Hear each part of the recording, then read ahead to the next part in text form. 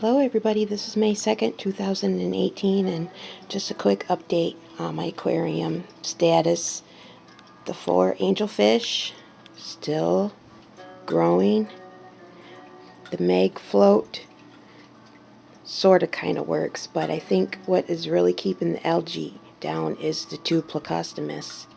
The Bristol nose plecostomus that I put in the tank last week.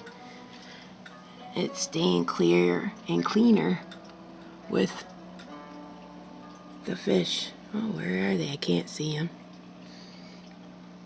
Oh, my angels think I'm going to feed them. This is my latest update. I hope that I have encouraged you to start a fish tank if you have never owned one. Just check out all the prior videos. I take you step by step. I'm learning right along with you all. Bless.